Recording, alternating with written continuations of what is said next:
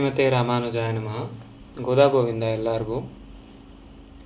ಶ್ರೀಶೈಲೇಶದಯಾಪಾತ್ರಂ ದೀಭಕ್ತ್ಯಾದಿಗುಣಾರ್ಣವಂ ಯತೀಂದ್ರ ಪ್ರವಣಂ ವಂದೇ ರಮ್ಯಜಾ ಮಾತರಂ ಮುನಿಂ ಯೋ ನಿತ್ಯಮಚ್ಯುತಪದಾಂಬುಜಯುಗ್ಮರುಗ್ಮ ವ್ಯಾಮೋಹತಸ್ತದಿತರಾಣಿ ತೃಣಾಯ many ಅಸ್ಮದ್ಗುರೋರ್ಭಗವತೋಸ್ಯ ದಯೈಕಸಿಂಧೋಃ ರಾಮಾನುಜಸ್ಯ ಚರಣೌ ಶರಣಂ ಪ್ರಪದ್ಯೆ.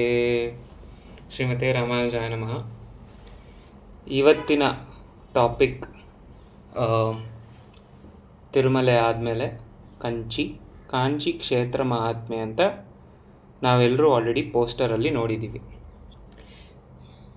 ಯಾಕೆ ಕಾಂಚೀಪುರಮಲ್ಲಿ ಏನಿದೆ ಅಂಥದ್ದು 1 ಅವರ್ ಡಿಸ್ಕಸ್ ಮಾಡೋ ಅಂಥದ್ದು. ಕಾಂಚೀಪುರದ ಒಂದು ವಿಶೇಷತೆ ಏನು, ಅದರ ಹಿನ್ನೆಲೆ ಏನು, ಅದರ ಒಂದು ಕಾಂಚೀಪುರಂ ಹೆಂಗೆ ಸೃಷ್ಟಿಯಾಯಿತು, ಅದರ ಮೂಲಾಧಾರ ಏನು, ಇದೆಲ್ಲ ಈ ಸಂಚಿಕೆಯಲ್ಲಿ ನೋಡೋಣ. ಆದಷ್ಟು 1 ಅವರ್ ಸಮಯದಲ್ಲಿ ಎಷ್ಟು ಕವರ್ ಆಗುತ್ತೋ ಅಷ್ಟನ್ನು ಟ್ರೈ ಮಾಡ್ತಾ ಇದ್ದೀನಿ. ಟು ಬಿಗಿನ್ ವಿತ್, ಎಲ್ಲರಿಗೂ ತಿಳಿದಿರುವಂಥ ಒಂದು ಶ್ಲೋಕ. ಶ್ರೀರಂಗಮಂಗಳನಿಧಿಂ ಕರುಣಾನಿವಾಸಂ ಶ್ರೀವೆಂಕಟಾಚಲ ಶಿಖರಾಲಯ ಕಾಲಮೇಘಂ ಶ್ರೀಹಸ್ತಿಶೈಲ ಶಿಖರೋಜ್ವಲ ಪಾರಿಜಾತಂ ಶ್ರೀಶಂ ನಮಾಮಿ ಶಿರಸಾ ಯದುಶೈಲ ದೀಪಂ. ಈ ಒಂದು ಶ್ಲೋಕದಿಂದ ಶುರು ಮಾಡಿದ್ದೀನಿ. ಈ ಒಂದು ಶ್ಲೋಕದ ಒಂದು ಅರ್ಥ ಸ್ಟಾರ್ಟ್ ಮಾಡಬೇಕಾಯಿತು ಅಂದರೆ, ಯಾರಾದರೂ ಈ ಶ್ಲೋಕವನ್ನು ಕೇಳ್ಪಟ್ಟಿದ್ದೀರಾ ಮುಂಚೆ?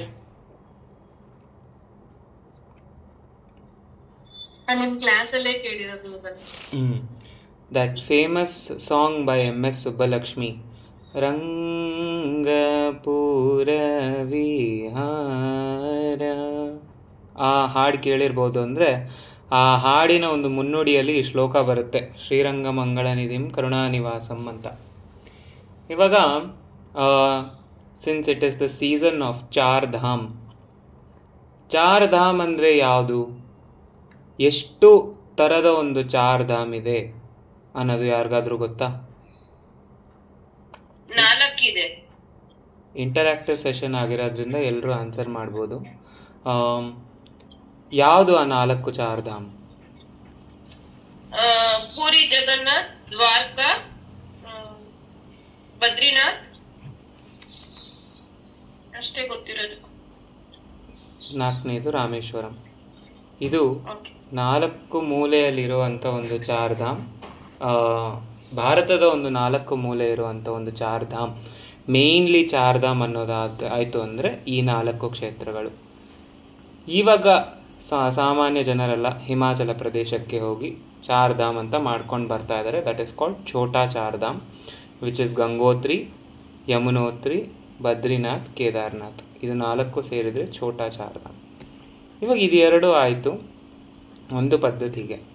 ಶ್ರೀ ವೈಷ್ಣವ ಪದ್ಧತಿ ಅಥವಾ ವಿಷ್ಣುವಿನ ಸಂಪ್ರದಾಯಕ್ಕೆ ಸೇರಿದಂಥ ಪದ್ಧತಿಯಲ್ಲಿ ಚಾರ್ ಧಾಮ್ ಎನ್ನೋದು ಅಂತ ಆಯಿತು ಅಂದರೆ ಈ ಒಂದು ಶ್ಲೋಕ ಬರುತ್ತೆ. ವಿಷ್ಣು ಅಥವಾ ಶ್ರೀ ವೈಷ್ಣವ ಪದ್ಧತಿಯಲ್ಲಿ ಚಾರ್ ಧಾಮ್ ಯಾತ್ರಾ ಅನ್ನೋದಾಯಿತು ಅಂದರೆ ಯಾರಿಗಾದರೂ ಗೊತ್ತಾ? ಈ ಶ್ಲೋಕದಲ್ಲಿ ಎಲ್ಲ ವಿವರಣೆ ಇದೆ. ಈ ಶ್ಲೋಕ ಕೇಳಿಸ್ಕೊಂಡಿದ್ರೆ ಈ ಒಂದು ಚಾರ್ ಧಾಮ್ನ ಯಾವುದು ಈ ಚಾರ್ ಧಾಮ್ ಅನ್ನೋದು ಗೊತ್ತಾಗುತ್ತೆ. ಯಾರಾದರೂ ಗೆಸ್ ಮಾಡ್ತೀರಾ?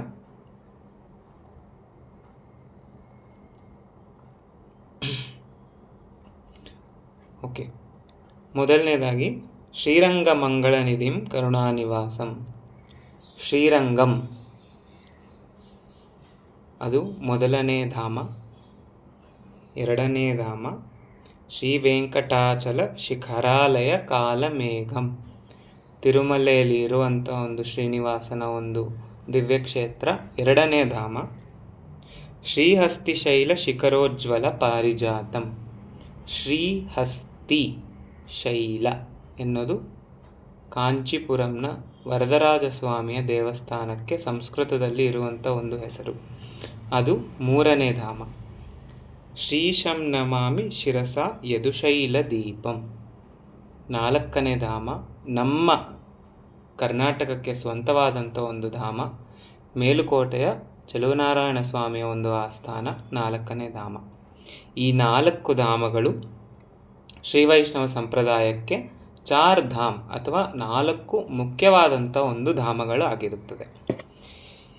ಈ ಚಾರ್ ಧಾಮ್ ಯಾಕೆ ತುಂಬ ಫೇಮಸ್ ಆಯಿತು ಅಂತ ಅಂದರೆ, ಸ್ವಾಮಿ ನಮ್ಮ ಆಚಾರ್ಯರ ಕೃಪೆ ಆಯಿತು ಅಂತಂದರೆ, ಈ ಚಾರ್ ಧಾಮಲ್ಲಿ 4 ಧಾಮದಲ್ಲಿ ಶ್ರೀ ವೈಷ್ಣವ ಸಂಪ್ರದಾಯ ಆಗಿರೋದ್ರಿಂದ 4 ಧಾಮದಲ್ಲಿ ಶ್ರೀ ಮಹಾವಿಷ್ಣು ನೆಲೆಸಿದ್ದಾನೆ. 4 ಧಾಮದಲ್ಲಿ ಶ್ರೀ ಮಹಾವಿಷ್ಣು ಶ್ರೀರಂಗಂನಲ್ಲಿ ರಂಗನಾಥ ಸ್ವಾಮಿಯಾಗಿ ಆದಿ ಜಗನ್ನಾಥನಾಗಿ ಮಲಗಿರುವ ಒಂದು ದರ್ಶನ ಕೊಡ್ತಾ ಇದ್ದಾನೆ. ವರ್ಷಕ್ಕೆ ಸುಮಾರು ಸೇವೆಗಳು, 3 ಸತಿ ಬ್ರಹ್ಮೋತ್ಸವಗಳು ಆಗುವಂಥ ಒಂದು ಕ್ಷೇತ್ರ ಶ್ರೀರಂಗಂ ಕ್ಷೇತ್ರ. ಶ್ರೀರಂಗಂ ಕ್ಷೇತ್ರ ವಿಶಾಲವಾದಂಥ 7 ಪ್ರಾಕಾರವುಳ್ಳ ದೇವಸ್ಥಾನ, ವಿಶಾಲ ಕೊಠಡಿಗಳು, ವಿಶಾಲವಾದ ನೈವೇದ್ಯ, ವಿಶಾಲವಾದ ಮಂಟಪ, ವಿಶಾಲವಾದ ದೇವರು, ವಿಶಾಲವಾದ ವಾಹನಗಳು, ವಿಶಾಲವಾದ ಮನಸ್ಸಿನುಳ್ಳ ಶ್ರೀ ವೈಷ್ಣವರು. ಇವರೆಲ್ಲರೂ ಶ್ರೀರಂಗಂ ಎನ್ನುವ ಕ್ಷೇತ್ರದಲ್ಲಿ ಇರಬೇಕಾಯ್ತು ಅಂತ ಅಂದರೆ, ಶ್ರೀರಂಗಂಗೆ ಸ್ವಾಮಿಗೆ ಭೋಗ ಮಂಟಪ ಅಂದರೆ ದೈಹಿಕ ಸುಖವನ್ನು ನೋಡಬೇಕಾಯ್ತು ಅಂತಂದರೆ ಭೋಗ ಮಾಡಬೇಕು. ಆ ಭೋಗವನ್ನು ಸ್ವಾಮಿ ಅಲ್ಲಿ ಶ್ರೀರಂಗಂ ಎನ್ನುವ ಕ್ಷೇತ್ರದಲ್ಲಿ ಮಾಡ್ತಾ ಇದ್ದಾನಂತೆ. ಎಲ್ಲ ಉತ್ಸವಗಳು, ಎಲ್ಲ ಪೂಜೆಗಳು, ಎಲ್ಲ ಕಾರ್ಯಕ್ರಮಗಳು ಶ್ರೀರಂಗಂ ಕ್ಷೇತ್ರದಲ್ಲಿ ವಿಜೃಂಭಣೆಯಿಂದ ನಡೆಯುತ್ತೆ. ಅದರಿಂದಾಗಿ ಭೋಗ ಮಂಟಪ. ತಿರುಮಲೆಯಲ್ಲಿ ಪುಷ್ಪ ಮಂಟಪ, ಸ್ವಾಮಿಗೆ ಪುಷ್ಪಾಲಂಕಾರ, ಪತ್ರಾಲಂಕಾರ ತುಂಬ ಪ್ರೀತಿ ಶ್ರೀನಿವಾಸನಿಗೆ ಆಗಿರೋದ್ರಿಂದ ತಿರುಮಲೆಯಲ್ಲಿ ಪುಷ್ಪ ಮಂಟಪ. ಪುಷ್ಪಮಂಡದ ಒಂದು ಸ್ಥಾಪನೆ ಅನಂತಾಳ್ವಾರ್ ಎಂಬುವ ಒಂದು ಆಚಾರ್ಯರು ಶ್ರೀರಂಗಮಿಂದ ಬಂದು ಕೈಂಕರ್ಯವನ್ನು ಮುಂದೂಡಿ ತಿರುಮಲೆಯಲ್ಲಿ ಸ್ವಾಮಿಗೆ ಪುಷ್ಪಾಲಂಕಾರ ಕೈಂಕರ್ಯವನ್ನು ಮಾಡ್ತಾ ಇರ್ತಾರೆ. ಈಗಲೂ ಸಹ ತಿರುಪತಿಯ ಹಲವಾರು ಉತ್ಸವಗಳಾಗಲಿ, ಸ್ವಾಮಿಯ ದಿನನಿತ್ಯ ಸೇವೆ ಆಗಲಿ, ಹಲವಾರು ಪುಷ್ಪಗಳು ಯೂಸ್ ಆಗುತ್ತೆ. ಇದನ್ನು ನಾವೆಲ್ಲರೂ TTD ಚಾನಲಲ್ಲಿ ನೋಡಿರ್ತೀವಿ.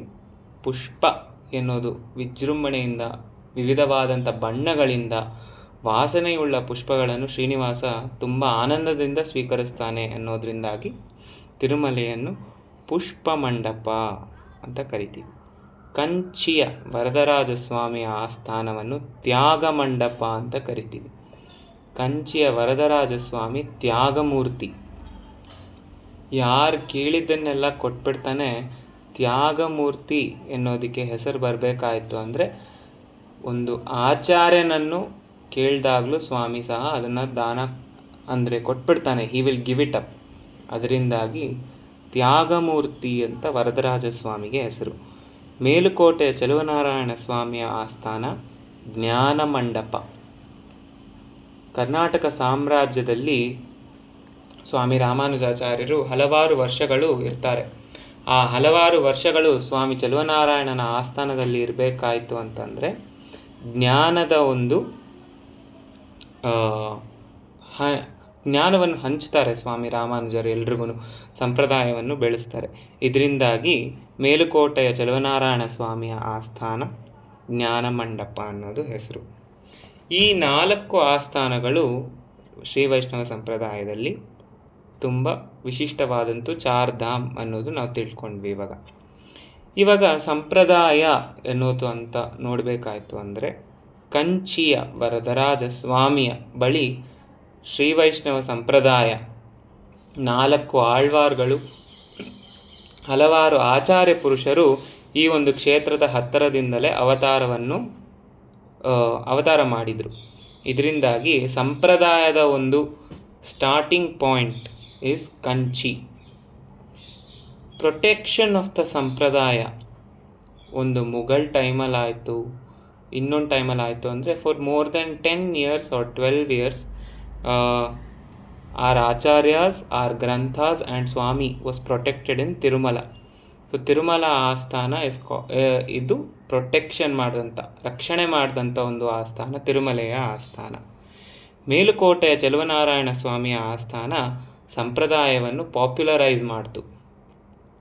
ಶ್ರೀರಂಗಂನ ರಂಗನಾಥ ಸ್ವಾಮಿಯ ಆಸ್ಥಾನ ಶ್ರೀ ವೈಷ್ಣವ ಸಂಪ್ರದಾಯವನ್ನು ತುಂಬ ದೊಡ್ಡದಾಗಿ ಬೆಳೆಸಿ ವರ್ಲ್ಡ್ ವೈಡ್ ಅದನ್ನು ಈಗಲೂ ದಿಗಂತ ವ್ಯಾಪಿನಿ ಭೂಯಾತ್ ಸಾಹಿಲೋಕ ಹಿತೈಷಿಣೀಂ ಅಂತ ದಿನ ಹೇಳ್ಕೊಳ್ಳುವಂಥ ಒಂದು ಶ್ಲೋಕದಲ್ಲಿ ಆ ಸಂಪ್ರದಾಯದ ಒಂದು ರಕ್ಷಣೆ ಹಾಗೂ ಮುನ್ನುಡಿಯನ್ನು ನೋಡ್ತಾ ಇರುವಂಥ ಒಂದು ಆಸ್ಥಾನ ಶ್ರೀರಂಗಂನ ಆಸ್ಥಾನ.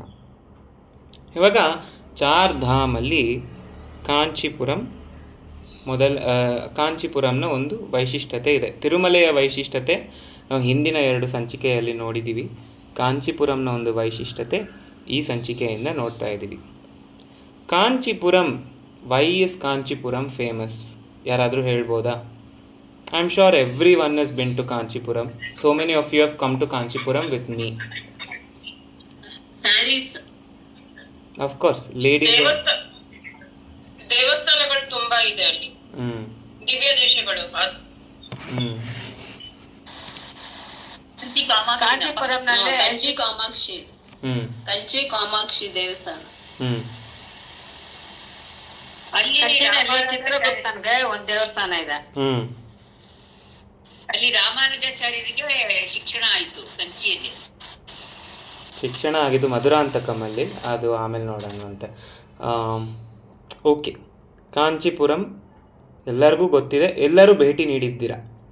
ಕಾಂಚೀಪುರಂ ಎನ್ನುವ ಕ್ಷೇತ್ರ ನಮ್ಮ ವೇದಗಳಲ್ಲೇ ಇದೆಯಂತೆ. ಕಾಂಚೀಪುರಂ ಹೆಂಗೆ ವೇದಗಳಲ್ಲೇ ಇದೆ ಅಂತ ವೇದದಿಂದ ಒಂದು ಶ್ಲೋಕವನ್ನು ತಗೊಳ್ಳೋಣಂತೆ. ನಗರೇಶು ಕಾಂಚಿ, ನಾರ್ಯೇಶು ರಂಭ, ಪುರುಷೇಶು ವಿಷ್ಣು, ಪುಷ್ಪೇಶು ಜಾಜಿ, ನದೀಶು ಗಂಗಾ, ನೃಪೇಶು ರಾಮ, ಶ್ರೇಷ್ಠೋ ಹಮಿತ್ಯೇವ ವದಂತಿ ಸಂತನಾಹ. ಓಕೆ, ವೇದದಲ್ಲಿ ಬರುವಂಥ ಒಂದು ಶ್ಲೋಕ. ಇದರಲ್ಲಿ ಫಸ್ಟ್ ಲೈನ್ ನೋಡಬೇಕಾಯ್ತು. ನಗರೇಶು ಕಾಂಚಿ, ಈ ಒಂದು ಸ್ವಾಮಿಯ ಸೃಷ್ಟಿಯಲ್ಲಿ ಉತ್ತಮವಾದಂಥ ನಗರ ಎನ್ನಬೇಕಾಯಿತು. ಕಾಂಚಿಗೆ ಆ ಹೆಸರು, ಆ ಕೀರ್ತಿಯನ್ನು ದೇವರು ಕೊಟ್ಟಿದ್ದಾನೆ. ನಗರೇಶು ಕಾಂಚಿ. ಉತ್ತಮವಾದಂಥ ಒಂದು ಸ್ತ್ರೀಯ ಲಕ್ಷಣ ಹೆಂಗಿರಬೇಕು ಅಂದರೆ ರಂಭೆ, ನಾರಿಯೇಶು ರಂಭ. ರಂಭೆಗೆ ಇರುವಂಥ ಒಂದು ಲಕ್ಷಣಗಳು ಎಲ್ಲ ಸ್ತ್ರೀಯಲ್ಲೂ ಇರಬೇಕು ಅನ್ನೋದು ವೇದ ಹೇಳುತ್ತೆ. ಪುರುಷೇಶು ವಿಷ್ಣು, ಪುರುಷೋತ್ತಮ, ಎಲ್ರಿಗೂ ಗೊತ್ತಿದೆ ಪುರುಷೋತ್ತಮ ಮಾಸ. ಪುರುಷೋತ್ತಮ ಮಾಸದ ಅಧಿಪತಿ ಶ್ರೀ ಮಹಾವಿಷ್ಣು. ಸೊ ಸಹಸ್ರ ಶೀರ್ಷ ಪುರುಷ ಸಹಸ್ರಾಕ್ಷ ಸಹಸ್ರಪಾತ್, ಪುರುಷ ಸೂಕ್ತದಲ್ಲಿ ಬರುವಂಥ ಮೊದಲನೇ ಲೈನ್. ಅದರಲ್ಲಿ ಪುರುಷೇಶು ವಿಷ್ಣು, ಪುಷ್ಪೇಶು ಜಾಜಿ. ಉತ್ತಮವಾದಂಥ ಒಂದು ಹೂ ದೇವರಿಗೆ ಸಮರ್ಪಣೆ ಮಾಡಬೇಕು ಅಂತ ನಾವೆಲ್ಲರೂ ಅಂದ್ಕೊಳ್ತೀವಿ. ಅದು ತಾವರೆ ಹೂ ಆಗಿರ್ಬೋದು, ನೀಲೋತ್ಪಲ ಆಗಿರ್ಬೋದು, ಬ್ರಹ್ಮಕಮಲ ಆಗಿರ್ಬೋದು.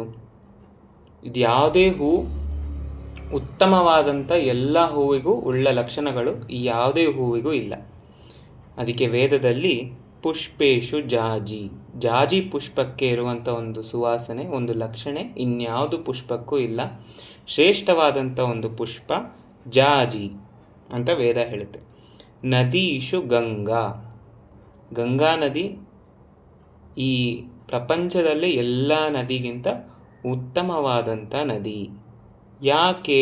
ಗಂಗೆಯ ಉಗಮ ಬ್ರಹ್ಮನ ಕಮಂಡಲದಿಂದ ಶ್ರೀ ಮಹಾವಿಷ್ಣುವಿನ ಪಾದ ಸ್ಪರ್ಶ ಮಾಡಿ ಶಿವನ ಜಟೆಯಿಂದ ಭೂಮಿಗೆ ಬಂದಂಥ ನದಿ. ತ್ರಿಮೂರ್ತಿಯರ ಒಂದು ಯೋಗದಾನ ಇದೆ ಈ ನದಿಗೆ, ಈ ಭೂಮಿಗೆ ಬರಲಿಕ್ಕೆ. ಅದರಿಂದಾಗಿ ನದೀಶು ಗಂಗಾ. ನೃಪೇಶು ರಾಮ, ಒಂದು ಸಾಮಾನ್ಯವಾದಂಥ ಒಂದು ವ್ಯಕ್ತಿ ಹೆಂಗಿರಬೇಕು? ರಾಮನ ಥರ ಇರಬೇಕು, ರಾಮನ ಲಕ್ಷಣಗಳು ಇರಬೇಕು. ರಾಮ ಏಕಪತ್ನಿ ವ್ರತ, ಧರ್ಮದ ಒಂದು ಸ್ಥಾಪನೆ ಮಾಡಿದಂಥ ಮೂರ್ತಿ. ರಾಮನಂಥ ಒಂದು ನೃಪೇಶು ರಾಮ ಅಂತ ಈ 4 ವೇದವಾಕ್ಯದಲ್ಲಿ ಬಂತಂಥ ಈ ವೇದಾನುಸಾರದಲ್ಲಿ ನಗರೇಶು ಕಾಂಚಿ, ಕಾಂಚೀಪುರಂ ಉತ್ತಮವಾದಂಥ ಒಂದು ಪ್ರದೇಶ. ಯಾಕೆ ಉತ್ತಮವಾದಂಥ ಒಂದು ಪ್ರದೇಶ? ಇವಾಗ ನಾವು ಬೆಂಗಳೂರು ತಗೊಳ್ಳಿ ಒಂದು ಎಕ್ಸಾಂಪಲ್ಗೆ. If we take Bangalore, Mysuru, ಇನ್ಯಾವುದೇ ಒಂದು ಕ್ಷೇತ್ರ ತಗೋಬೇಕು ಅಂದ್ರೂ ಇದೆಲ್ಲ BDA ಆಗಲಿ ಆಯಾ ಗೌರ್ಮೆಂಟ್ ಬಂದ್ಬಿಟ್ಟು ಸ್ಟ್ರಕ್ಚರೈಸ್ ಮಾಡಿರುವಂಥ ಸಿಟಿಗಳು. ಕಾಂಚೀಪುರಂ ಎನ್ನುವ ಸಿಟಿಯಲ್ಲಿ ಪ್ರತಿಯೊಂದು ದೇವಸ್ಥಾನಕ್ಕೆ ಇರುವಂಥ 4 ಮಾಡವೀದಿಯಲ್ಲೂ ವಿಶಾಲವಾದಂಥ ಪ್ರಾಕಾರಗಳು ಉತ್ಸವಾದಿಗಳಿಗೆ ಆ ಪ್ರಾಕಾರಗಳಲ್ಲಿ ಉತ್ಸವಗಳಲ್ಲಿ ಲಕ್ಷ ಜನರು ಕೂಡ ಬಂದು ಆ ಪರಮಾತ್ಮನ ಒಂದು ಸೇವೆ ಮಾಡ್ಬೋದು. ವೆಲ್ ಪ್ಲ್ಯಾನ್ಡ್ ಸಿಟಿ ಅಂತ ಹೇಳ್ತೀವಿ ಕಾಂಚೀಪುರಂಗೆ. ಇವಾಗ ಕಾಂಚೀಪುರಂ ವೆಲ್ ಪ್ಲ್ಯಾನ್ಡ್ ಸಿಟಿ, 4 ಧಾಮಲ್ಲಿ ಒಂದು.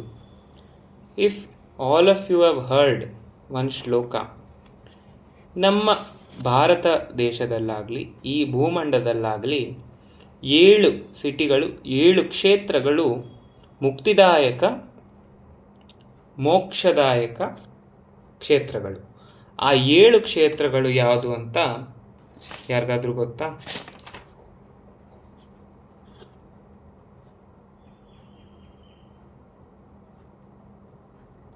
ಅಯೋಧ್ಯ, ಮಥುರಾ, ಮಾಯಾ, ಕಾಶಿ, ಕಾಂಚಿ, ಅವಂತಿಕ, ಪುರಿ, ದ್ವಾರವತಿ ಚೈವ ಸಪ್ತಏತೆ ಮೋಕ್ಷದಾಯಿಕ ಎನ್ನುವುದು ವೇದದಲ್ಲಿ ಬರುವಂಥ ಇನ್ನೊಂದು ಶ್ಲೋಕ. ಅಯೋಧ್ಯ ಶ್ರೀರಾಮಚಂದ್ರ ಮೂರ್ತಿಯ ಆಸ್ಥಾನ, ಮೋಕ್ಷದಾಯಕವಾದಂಥ ಒಂದು ಆಸ್ಥಾನ. ಶ್ರೀರಾಮಚಂದ್ರ ಮೂರ್ತಿ ಅವತಾರ ಸಮಾಪ್ತಿಯ ಕಾಲದಲ್ಲಿ ಅವನು ಸರಯೂ ನದಿಯಲ್ಲಿ ಸಮಾಧಿಯನ್ನು ತಗೊಳ್ತಾನಂತೆ. ಸರಯೂ ನದಿಯಲ್ಲಿ ಸಮಾಧಿಯನ್ನು ತಗೊಳ್ಬೇಕಾಯ್ತು. ಆವಾಗ ಅಯೋಧ್ಯೆಯಲ್ಲಿ ಒಂದು ಮರ, ಗಿಡ, ಕಲ್ಲು, ಮಣ್ಣು ಎಲ್ಲದಕ್ಕೂ ಮೋಕ್ಷ ಕೊಡ್ತಾನಂತೆ ಶ್ರೀರಾಮಚಂದ್ರ ಮೂರ್ತಿ. ಅಂಥ ಒಂದು ಕರುಣಾ ಸ್ವಭಾವದ ಒಂದು ಸ್ವಾಮಿಯ ಆಸ್ಥಾನ ಅಯೋಧ್ಯೆಯ ಆಸ್ಥಾನ. ಮಥುರಾ ಕೃಷ್ಣನ ಅವತಾರದ ಒಂದು ಆಸ್ಥಾನ. ಕೃಷ್ಣನೂ ಸಹ ಗೀತೋಪದೇಶ ಮಾಡಿ ಎಲ್ಲರಿಗೂ ಮೋಕ್ಷದ ಒಂದು ಮಾರ್ಗ ಹೇಳಿಕೊಟ್ಟಿರುವಂಥ ಪರಮಾತ್ಮ ಆಗಿರೋದ್ರಿಂದ ಮಥುರಾ. ಮಾಯಾ ಅಂದರೆ ಈಗ ನಾವು ನೋಡಬೇಕಾಗಿರುವಂಥ ಹರಿದ್ವಾರ್ ಕ್ಷೇತ್ರ. ಹರಿದ್ವಾರ್ ಕ್ಷೇತ್ರದಲ್ಲಿ ಮೋಕ್ಷ. ಯಾಕೆ? ಅಲ್ಲಿ ಹರ್ ಕಿ ಪೌಡಿ ಅನ್ನೋದು ನಾವು ಹಿಂದಿಯಲ್ಲಿ ಕೇಳಿರ್ತೀವಿ. ಅಲ್ಲಿ ಹಿಂದಿನ ಕಾಲದಲ್ಲಿ ಋಷಿಮುನಿಗಳ ದೇವತೆಗಳ ತಪಸ್ಸಿಗಾಗಿ ಮೆಟ್ಲನ್ನು ಸ್ಥಾಪನೆ ಮಾಡ್ತಾನಂತೆ ಪರಮಾತ್ಮ. ಮೋಕ್ಷ ಮಾರ್ಗ ಹರ್ ಕಿ ಪೌಡಿ ಅನ್ನೋದು ಮೋಕ್ಷ ಮಾರ್ಗ. ಈಗಲೂ ಅಲ್ಲಿ ಸ್ನಾನಾಚರಣೆ ಮಾಡಿದರೆ ಮೋಕ್ಷ ಸಿಗುತ್ತೆ ಅನ್ನೋದು ಒಂದು ನಂಬಿಕೆ, ಅದು ಮೋಕ್ಷ. ಕಾಶಿಯಲ್ಲಿ ಮೃತ್ಯು ಪ್ರಾಪ್ತಿ ಆಯಿತು ಅಂದರೆ ಮೋಕ್ಷ ಎನ್ನೋದು ಎಲ್ರಿಗೂ ಗೊತ್ತು. ಕಾಶಿಯಲ್ಲಿ ಯಾಕೆ ಮೋಕ್ಷ ಸಿಗುತ್ತೆ ಅಂತ ಯಾರಿಗಾದ್ರೂ ಗೊತ್ತಾ? ಹಲವಾರು ಜನ ಕಾಶಿಗೆ ಭೇಟಿ ನೀಡಿರ್ತೀರ. ಕಾಶಿಯಲ್ಲಿ ಮಾತ್ರ ಯಾಕೆ ಮೋಕ್ಷ? ಗಂಗೆ ಹರಿದು ಬರ್ತಾಳಲ್ಲ, ಅದಕ್ಕೆ ಅಂತ. ಸರಿ, ಈಶ್ವರ ಅವ್ರ ಕಿವಿಲಿ ಹೇಳ್ತಾರೆ ರಾಮ ರಾಮ. ಕರೆಕ್ಟ್. ಕಾಶಿಯಲ್ಲಿ ಮೃತ್ಯು ಬಂದ್ರು ಅಂದ್ರೂ ಶಿವ ಬಂದು ನಮ್ಮ ಕಿವಿಯಲ್ಲಿ ರಾಮತಾರಕ ಮಂತ್ರವನ್ನು ಹೇಳ್ತಾನಂತೆ ಮೋಕ್ಷ ಪಡೀಲಿಕ್ಕೆ. ರಾಮತಾರಕ ಮಂತ್ರ ಯಾವುದು ಅಂದರೆ ಶ್ರೀರಾಮ್ ಜೈ ರಾಮ್ ಜೈ ಜೈ ರಾಮ್ ತಾರಕ ಮಂತ್ರ ಇದು. ಈ ತಾರಕ ಮಂತ್ರ ನಮ್ಮ ಕಿವಿಯಲ್ಲಿ ಉಪದೇಶ ಮಾಡ್ತಾನಂತೆ ಪರಮೇಶ್ವರ. ಇದರಿಂದಾಗಿ ನಮಗೆ ಮೋಕ್ಷ ಸಿಗುತ್ತೆ. ಕಾಶಿಯಲ್ಲಿ ಸತ್ತರೆ ಪರಮೇಶ್ವರ ಕೊಟ್ಟ ಅಂತ ಅಲ್ಲ, ಪರಮೇಶ್ವರ ಒಂದು ಉಪದೇಶ ಮಾಡಿದ ಮೇಲೆ ವಿಷ್ಣುಗಣಗಳು ಬಂದು ನಮ್ಮನ್ನು ವೈಕುಂಠಕ್ಕೆ ಕರ್ಕೊಂಡು ಹೋಗ್ತಾರಂತೆ. ಇದರಿಂದಾಗಿ ಕಾಂಚಿ ನಗರೇಶು ಕಾಂಚಿ, ದೇವಸ್ಥಾನಗಳ ಊರು ಕಾಂಚೀಪುರಂ, ಇದು ಮೋಕ್ಷದಾಯಕ. ಅವಂತಿಕ ಉಜ್ಜಯಿನಿ ಮಹಾಕಾಳೇಶ್ವರನ ಒಂದು ಆಸ್ಥಾನ, ಅವಂತಿಕ ಎನ್ನುವ ಆಸ್ಥಾನ. ಪುರಿ ದ್ವಾರವತಿ ಅಂದರೆ ಶ್ರೀಕೃಷ್ಣನ ರಾಜ್ಯ ಪರಿಪಾಲನೆ ಮಾಡಿದಂಥ ಒಂದು ಆಸ್ಥಾನ, ದ್ವಾರಕಾ ಆಸ್ಥಾನ. ಈ 7 ನಗರಗಳಲ್ಲಿ ನಾವು ಒಂದು ದಾನ ಆಗಲಿ, ಒಂದು ಒಳ್ಳೆ ಕಾರ್ಯ, ಒಬ್ಬರಿಗೆ ಒಳ್ಳೆಯದನ್ನು ಮಾಡಿದೆ, ಆ ಒಂದು ಒಳ್ಳೆ ಕಾರ್ಯ ಕೋಟಿ ಫಲ ಕೊಡುತ್ತಂತೆ ನಮಗೆ. ಅದರಿಂದಾಗಿ ಈ 7 ಮೋಕ್ಷದಾಯಕ ಊರುಗಳು ಅಯೋಧ್ಯ, ಮಥುರಾ, ಮಾಯಾ, ಕಾಶಿ, ಕಾಂಚಿ, ಅವಂತಿಕ, ಪುರಿ, ದ್ವಾರವತಿ ಚೈವ ಸಪ್ತೇತೆ ಮೋಕ್ಷದಾಯಿಕ ಎನ್ನುವುದು ವೇದದಂತ ಬರುವಂಥ ಒಂದು ಶ್ಲೋಕ. ಇವಾಗ ಈ ಕಾಂಚೀಪುರಂ ಆಗಲಿ ಬೇರೆ ಊರುಗಳ ಒಂದು ಮಹಾತ್ಮೆ ನಮಗೆ ಎಲ್ರಿಗೂ ಗೊತ್ತಾಯಿತು. ಸ್ಥಳ ಪುರಾಣ ಆಗಲಿ, what is the significance of these cities in our Veda ಅನ್ನೋದು ಎಲ್ರಿಗೂ ಗೊತ್ತಾಯಿತು ಅಂತ ತಿಳ್ಕೊಳ್ತಾ ಇದ್ದೀವಿ. ಇವಾಗ ಕಾಂಚೀಪುರಂನ ಒಂದು ಉಗಮ, how did Kanchipuram start, how did Kanchipuram build it self ಎನ್ನುವುದು ಆ ಒಂದು ವಿಶೇಷತೆ ಮುಂದಿನ ಕಥೆಯಲ್ಲಿ ಕೇಳೋಣಂತೆ. ಮುಂದಿನ ಕತೆ ಒಂದು ದೇವಸ್ಥಾನಕ್ಕೆ ಸಂಬಂಧಪಟ್ಟಂಥ ಒಂದು ಕತೆ. ಆ ದೇವಸ್ಥಾನದ ಹೈಲೈಟ್ಸನ್ನು ಫಸ್ಟ್ ನೋಡೋಣಂತೆ. ಯಾರಾದರೂ ಗೆಸ್ ಮಾಡ್ತೀರಾ ಯಾವುದಾ ದೇವಸ್ಥಾನ? ವರದರಾಜ ಸ್ವಾಮಿ ಟೆಂಪಲ್. ಓಕೆ, ವರದರಾಜ ಸ್ವಾಮಿ ಟೆಂಪಲ್. ತಾಯಾರ ಹೆಸರು, ವರದರಾಜ ಸ್ವಾಮಿಯ ಹೆಂಡತಿಯ ಹೆಸರು?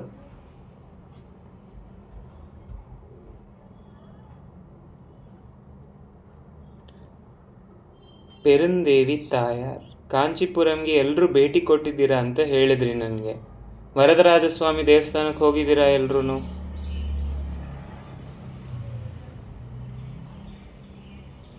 ಇಂಟರಾಕ್ಟಿವ್ ಸೆಷನ್, ಎಲ್ಲರೂ ಮಾತಾಡ್ಬೋದು.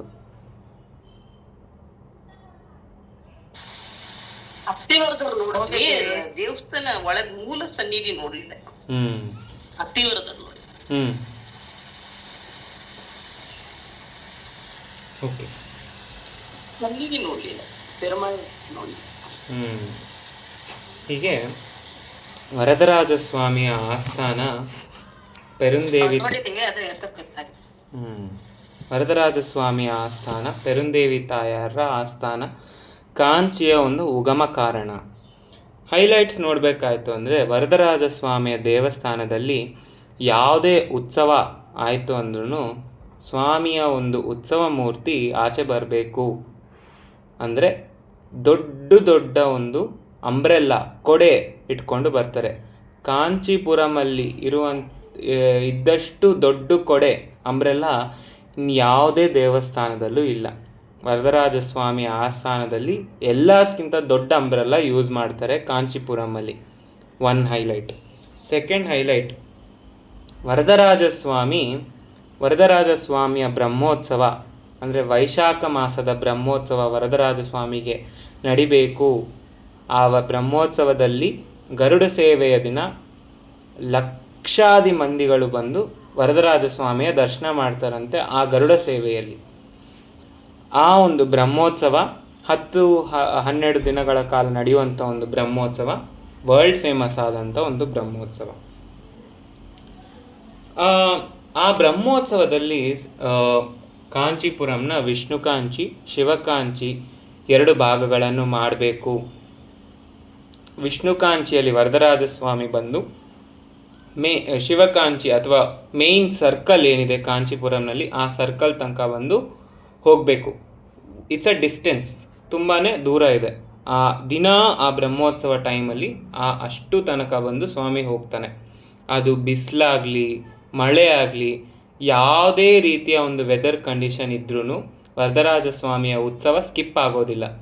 ಆ ದಿನ ಆ ಉತ್ಸವ ನಡೆಯುತ್ತೆ. ಇದೇ ಶ್ರೀರಂಗಮ್ಮಲ್ಲಿ ನೋಡಿದ್ರೆ ಸ್ವಲ್ಪ ಮಳೆ ಬಂತು ಅಂದರೆ ಆ ದಿನದ ಉತ್ಸವ ಕ್ಯಾನ್ಸಲ್ ಆಗುತ್ತೆ. ಯಾಕೆ ಅಂದರೆ ಅಲ್ಲಿ ಸ್ವಾಮಿ ಭೋಗದಲ್ಲಿದ್ದಾನೆ, ಭೋಗ ಮಂಟಪದಲ್ಲಿದ್ದಾನೆ, ಭೋಗ ಮಾಡ್ತಾ ಇದ್ದಾನೆ. ಇಲ್ಲಿ ಸ್ವಾಮಿ ತ್ಯಾಗ ಮಂಟಪದಲ್ಲಿದ್ದಾನೆ, ತ್ಯಾಗ ಮಾಡ್ತಾ ಇದ್ದಾನೆ. ಇದರಿಂದಾಗಿ ಈ ಒಂದು ದೇವಸ್ಥಾನ ಹಸ್ತಿಗಿರಿ ಎನ್ನುವ ಒಂದು ಹಿಲ್ ಅಥವಾ ಮೌಂಟೇನ್ ಮೇಲೆ ಕಟ್ಟಲ್ಪಟ್ಟಿದೆ. ವರದರಾಜ ಸ್ವಾಮಿಯ ದೇವಸ್ಥಾನ. ವರದರಾಜ ಸ್ವಾಮಿ ಶ್ರೀ ಹಸ್ತಿಗಿರಿನಾಥನ್ ಎನ್ನುವುದು ಸಂಸ್ಕೃತದಲ್ಲಿ ಹೆಸರು. ಹಸ್ತಿಗಿರಿ ಎನ್ನುವುದು ಅದರ ಒಂದು ವಿಭಾಗ ನೋಡಬೇಕಾಯಿತು ಅಂದರೆ, ಹಸ್ತಿ ಅಂದರೆ ಎಲಿಫೆಂಟ್, ಆನೆ. ಆ ಆನೆಯ ಮೇಲೆ ಸ್ವಾಮಿಯ ಆಸ್ಥಾನ ಇದೆ. ಈ ಆನೆ ಯಾರು ಅಂದರೆ ನಮ್ಮ ಇಂದ್ರನ ವಾಹನ ಐರಾವತ. ಆ ಐರಾವತದ ಮೇಲೆ ಸ್ವಾಮಿಯ ಆಸ್ಥಾನ, ಸ್ವಾಮಿಯ ಗರ್ಭಾಲಯ ಈಗಲೂ ಇದೆ. ಆ ಗರ್ಭಾಲಯದ ಒಂದು ದರ್ಶನ ಮಾಡಬೇಕು ಅಂದರೆ 24 ಮೆಟ್ಲುಗಳನ್ನು ಹತ್ತಬೇಕು. 24 ಮೆಟ್ಲುಗಳು ಗಾಯತ್ರಿ ಮಂತ್ರದ 24 ಬೀಜಾಕ್ಷರಗಳು. ಯಾರೇ ಸಾಮಾನ್ಯರಾಗಲಿ ಆ 24 ಮೆಟ್ಲನ್ನು ಹತ್ತೇ ಸ್ವಾಮಿ ದರ್ಶನ ಮಾಡಬೇಕು. ಉತ್ಸವ ಮೂರ್ತಿ ಉತ್ಸವಾದಿ ಸಮಯಗಳಲ್ಲಿ ಆ 24 ಮೆಟ್ಲು ಇಳಿದು ಬಂದು ನಮಗೆ ಸೇವೆ ಕೊಡ್ತಾನಂತೆ ಸ್ವಾಮಿ. ಇನ್ನೊಂದು, ಯಾರಿಗಾದ್ರೂ ಕಣ್ಣಿನ ಸಮಸ್ಯೆ ಇದ್ದರೆ ವರದರಾಜ ಸ್ವಾಮಿಯ ಪ್ರಾರ್ಥನೆ ಮಾಡಿದ್ರೆ ಅವರಿಗೆ ಕಣ್ಣಿನ ಸಮಸ್ಯೆ ನಿವಾರಣೆ ಆಗುತ್ತೆ ಅನ್ನೋದು ವರದರಾಜ ಸ್ವಾಮಿಗೆ ಇರುವಂಥ ಒಂದು ಕೀರ್ತಿ. ಅದಲ್ಲದೆ ಬೆಳ್ಳಿ ಹಾಗೂ ಬಂಗಾರದ ಒಂದು ಬಲ್ಲಿಗಳು ಇರುವಂಥ ಒಂದು ಕ್ಷೇತ್ರ ಕಾಂಚೀಪುರಂನ ವರದರಾಜ ಸ್ವಾಮಿಯ ಕ್ಷೇತ್ರ. ಈ ಬೆಳ್ಳಿ ಅಥವಾ ಬಂಗಾರದ ಬಲ್ಲಿಯ ಕತೆ ಯಾರಿಗಾದ್ರೂ ಗೊತ್ತಾ? ಗೌತಮ ಮಹರ್ಷಿಗೆ 2 ಶಿಷ್ಯರು. ಆ ಗೌತಮ ಮಹರ್ಷಿಯ 2 ಶಿಷ್ಯರಿಗೆ ದಿನನಿತ್ಯ ಕೈಂಕರ್ಯ ಏನು ಅಂದರೆ ವೇಗವತಿ ನದಿಯಿಂದ ನೀರನ್ನು ತಂದು ದೇವರ ಒಂದು ಆರಾಧನೆಗೆ ಕೊಡಬೇಕು ಅನ್ನೋದು ಒಂದು ಇದು. ಆ ಒಂದು ಕೈಂಕರ್ಯ ಮಾಡಬೇಕು. ಆ ಕೈಂಕರ್ಯ ಮಾಡುವಾಗ ನೀರನ್ನು ತಂದು ಕೊಡ್ತಾರೆ. ಆ ನೀರಿನಲ್ಲಿ ಒಂದು ಸತ್ತು ಬಿದ್ದಂಥ ಬಲ್ಲಿ ಇರುತ್ತೆ, ಅವ್ರು ನೋಡ್ಕೊಂಡಿರಲ್ಲ.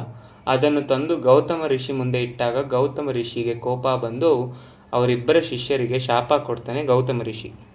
ಆ 2 ಶಿಷ್ಯರಿಗೂ ಶಾಪ ಏನು ಕೊಡ್ತಾನೆ? ನೀನು ತಂದುಕೊಟ್ಟ ನೀರು ಮಲಿನ ಆಗಿದೆ, ಒಂದು ಹಲ್ಲಿ ಬಿದ್ದ ಕಾರಣ ನೀವಿಬ್ಬರು ಹಲ್ಲಿಯಾಗಿ ಹೋಗಿ ಅನ್ನೋದು ಶಾಪವನ್ನು ಕೊಡ್ತಾನೆ ಗೌತಮ ಋಷಿ.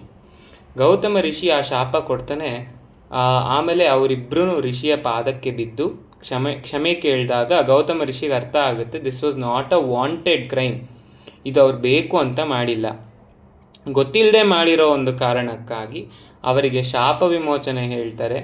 ಆ ಶಾಪ ವಿಮೋಚನೆ ಕಂಚಿಯ ವರದರಾಜ ಸ್ವಾಮಿಯನ್ನು ಪ್ರಾರ್ಥನೆ ಮಾಡಿ ನಿಮ್ಮ ಶಾಪ ನಿವಾರಣೆ ಆಗುತ್ತೆ ಅಂತ ಅವರಿಬ್ಬರ ಶಿಷ್ಯರು ಕಂಚಿಯ ವರದರಾಜ ಸ್ವಾಮಿಯನ್ನು ಪ್ರಾರ್ಥನೆ ಮಾಡಿದಾಗ ಅವರಿಗೆ ಶಾಪ ವಿಮೋಚನೆ ಆಗುತ್ತೆ. ಈ ಒಂದು ಕಥೆಯ ಮೂಲ ಕಾರಣಕ್ಕಾಗಿ ಅಲ್ಲಿ ಚಿನ್ನ ಹಾಗೂ ಬೆಳ್ಳಿಯ ಬಲ್ಲಿಗಳನ್ನು ದೇವಸ್ಥಾನದಲ್ಲಿ ವರದರಾಜ ಸ್ವಾಮಿ ಆ ಒಂದು ಕಥೆಗೆ ಕಾರಣಕ್ಕಾಗಿ ಅಲ್ಲಿ ಇಟ್ಕೊಂಡು ಆ ದೋಷ ನಿವಾರಣೆ ಆಗುವಂಥ ಒಂದು ವರವನ್ನು ಅವರಿಬ್ಬರಿಗೂ ಕೊಟ್ಟು ಯಾರೇ ಆ ಬಲ್ಲಿಯನ್ನು ಸ್ಪರ್ಶ ಮಾಡಿದ್ರೆ ಆ ದೋಷ ನಿವಾರಣೆ ಆಗುತ್ತೆ ಅಂತ ಒಂದು ವರವನ್ನು ಕೊಡ್ತಾನೆ ವರದರಾಜ ಸ್ವಾಮಿ. ವರದರಾಜ ಸ್ವಾಮಿ ಆ ವರವನ್ನು ಕೊಟ್ಟಾಗ ಆ ಚಿನ್ನ ಹಾಗೂ ಬೆಳ್ಳಿಯ ಬಲ್ಲಿಗಳ ಒಂದು ಸ್ಥಾಪನೆ ಆ ದೇವಸ್ಥಾನದಲ್ಲಿ ಆಯಿತು. ಇದು ದೇವಸ್ಥಾನದ ಹೈಲೈಟ್ಸ್. ನಾವು ದೇವಸ್ಥಾನದ ವಿಶೇಷತೆಗಳನ್ನು ಈಗ ನೋಡಿದ್ವಿ. ದೇವಸ್ಥಾನ ಹೆಂಗೆ ಬಂತು ಅನ್ನೋದು ಯಾರಿಗಾದ್ರೂ ಗೊತ್ತಾ? ಕಂಚಿಯ ವರದರಾಜ ಸ್ವಾಮಿಯ ದೇವಸ್ಥಾನ ಅತ್ತಿವರದರ ಟೈಮಲ್ಲಿ ಆ ದೇವಸ್ಥಾನ ಗೊತ್ತಿದೆಯೋ ಗೊತ್ತಿಲ್ವೋ ಲಕ್ಷ ಮಂದಿಗಳು ಹೋಗಿ ದರ್ಶನ ಮಾಡಿದ್ರಿ. ಕತೆ ಗೊತ್ತಿದ್ದು ಹೋಗಿ ನೋಡಿದರೆ ಅದರ ಒಂದು ರಸಾನುಭೂತಿ ಜಾಸ್ತಿ ಆಗಿರ್ತಾ ಇತ್ತು. ಕತೆ ಗೊತ್ತಿಲ್ಲದೆ ಹೋಗಿರೋದು ಕಾರಣಕ್ಕಾಗಿ ಇವಾಗ ಕಥೆಯನ್ನು ಕೇಳ್ತಾ ಇದ್ದೀವಿ. ಸ್ವಾಮಿ ದೇವಸ್ಥಾನ ಹೆಂಗೆ ಬಂತು ಎನ್ನೋದು ನೋಡೋಣವಂತೆ ಈ ಸಂಚಿಕೆಯಲ್ಲಿ. ವರದರಾಜ ಸ್ವಾಮಿಯ ದೇವಸ್ಥಾನ, ಅವರ ಒಂದು ಅವತಾರ, ಆ ದೇವರ ಒಂದು ಹೈಲೈಟ್ಸ್ ಈಗಿಂದ ನೋಡೋಣ. ಪೂರ್ವಕಾಲದಲ್ಲಿ ಅಂದರೆ ಕೃತಯುಗದಲ್ಲಿ ಬ್ರಹ್ಮ ಅಶ್ವಮೇಧ ಯಾಗವನ್ನು ಮಾಡಬೇಕು ಅಂತ ಡಿಸೈಡ್ ಮಾಡ್ತಾನಂತೆ. ಅಶ್ವಮೇಧ ಯಾಗ ಮಾಡಬೇಕು ಅಂತ ಡಿಸೈಡ್ ಮಾಡಿದಾಗ ಉತ್ತಮವಾದಂಥ ಕ್ಷೇತ್ರ ಯಾವುದು ಅಂತ ಬ್ರಹ್ಮ ಹುಡುಕ್ತಾ ಬರ್ತಾನಂತೆ. ಮೊದಲಿಗಾಗಿ ಪುಷ್ಕರ ಕ್ಷೇತ್ರಕ್ಕೆ ಹೋಗ್ತಾನಂತೆ ಬ್ರಹ್ಮ.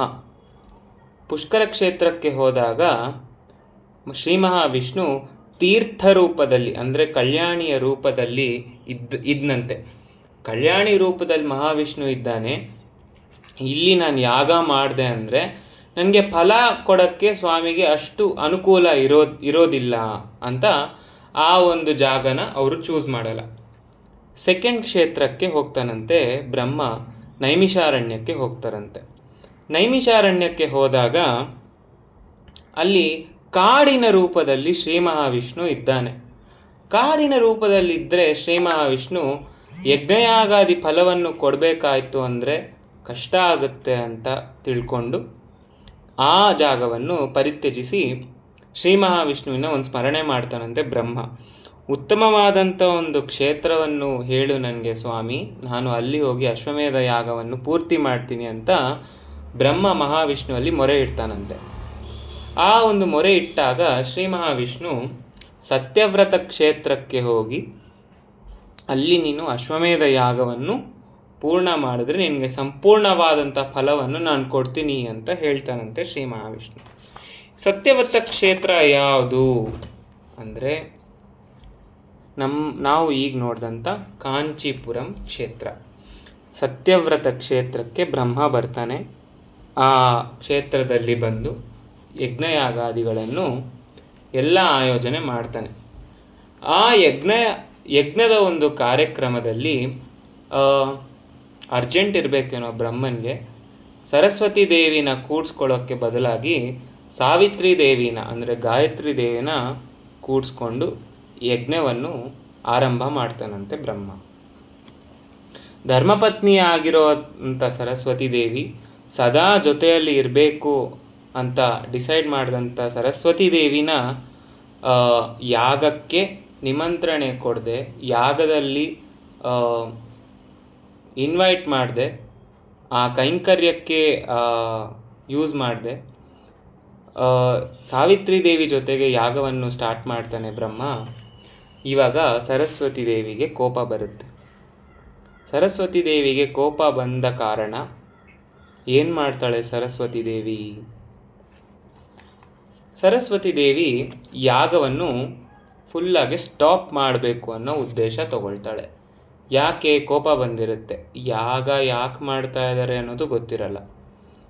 ಬಟ್ ಆ ಯಾಗ ಮುಂದೆ ನಡಿಬಾರ್ದು, ನನ್ನನ್ನು ಬಿಟ್ಟು ಇನ್ನೊಬ್ಬರ ಜೊತೆ ಬ್ರಹ್ಮ ಆ ಯಾಗವನ್ನು ಸ್ಟಾರ್ಟ್ ಮಾಡಿದ್ದಾನೆ, ಆ ಯಾಗ ಮುಂದೆ ನಡಿಬಾರ್ದು ಅನ್ನೋ ಒಂದು ದುರುದ್ದೇಶ ಇಟ್ಕೊಂಡು ಸರಸ್ವತಿ ದೇವಿ ಅವಳ ಒಂದು ಶಕ್ತಿಯನ್ನು ಉಪಯೋಗಿಸಿ ಆ ಕ್ಷೇತ್ರದ ಎಲ್ಲ ಲೈಟ್ಸ್, ಎಲ್ಲ ಬೆಳಕನ್ನು ನಾಶ ಮಾಡ್ತಾಳೆ ಸರಸ್ವತಿ ದೇವಿ.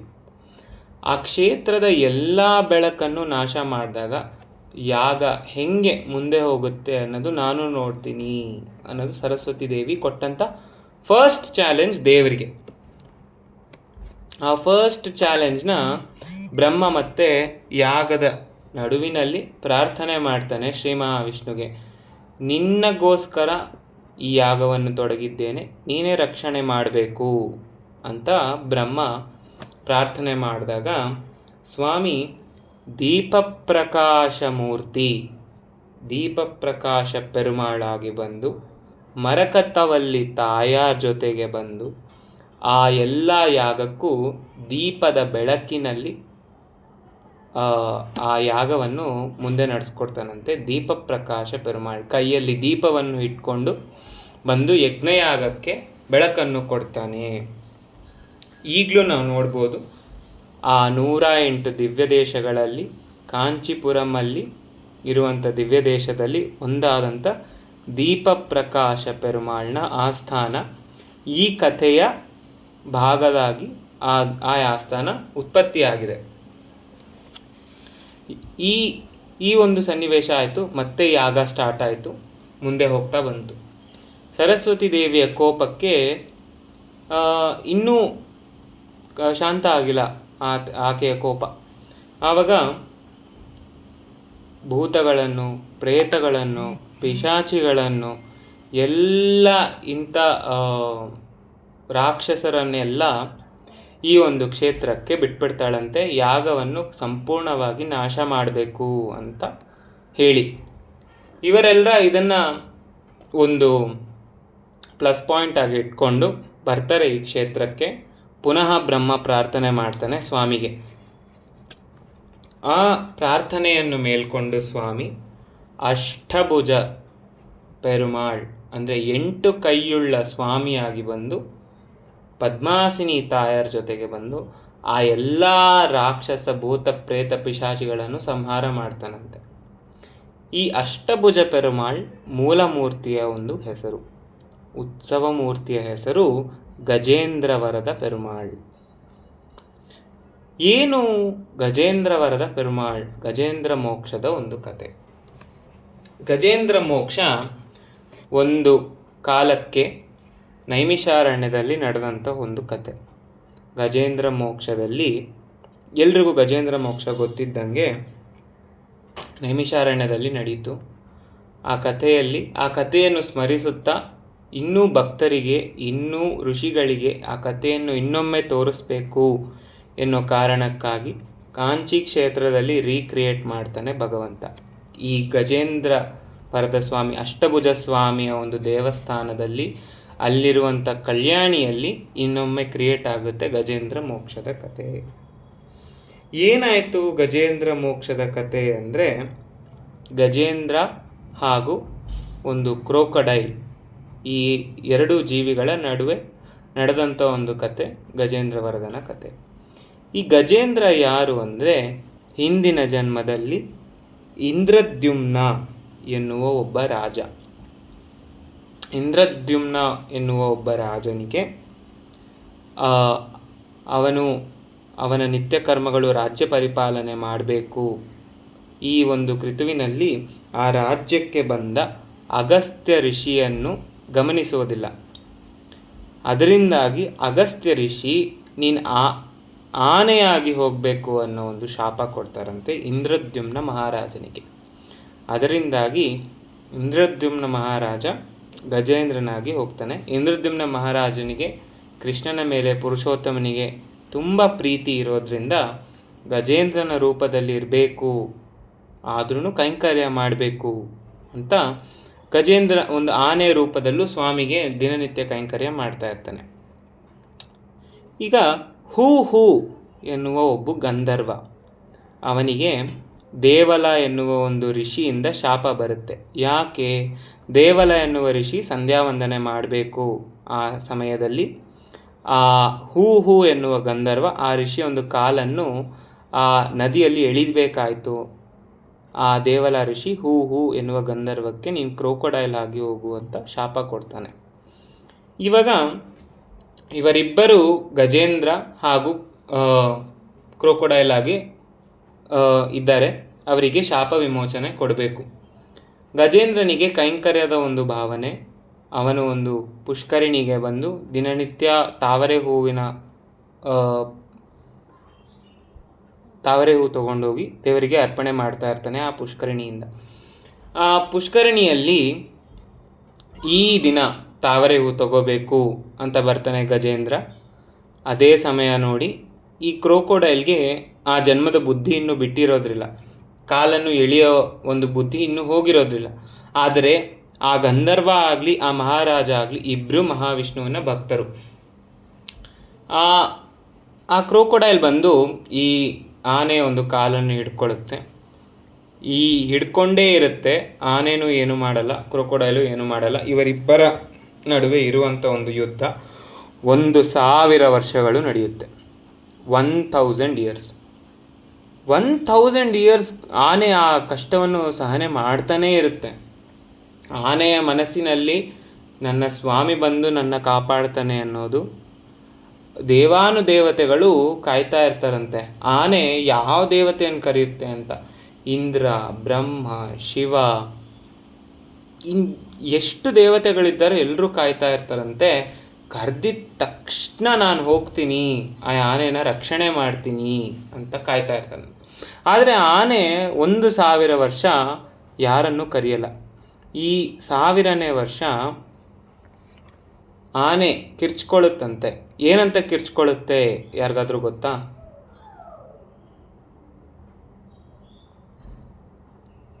ಗಜೇಂದ್ರ ಮೋಕ್ಷದ ಕತೆ I think everybody knows, very famous story. ಮಹಾವಿಷ್ಣುವಿನ ಹೆಸರನ್ನ ಕೂಗತ್ತೆ, ಕಾಪಾಡು ಅಂತ.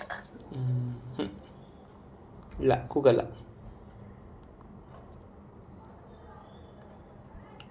ಆದಿಮೂಲಮೇ ಅಂತ ಕೂಗುತ್ತಂತೆ. ಆದಿಮೂಲ, ಈ ಇಡೀ ಬ್ರಹ್ಮಾಂಡಕ್ಕೆ ಯಾರು ಆದಿಮೂಲನಾಗಿದ್ದಾನೋ ಅವನು ಬಂದು ನನ್ನನ್ನು ಕಾಪಾಡಲಿ ಅಂತ ಕೂಗುತ್ತಂತೆ ಆನೆ.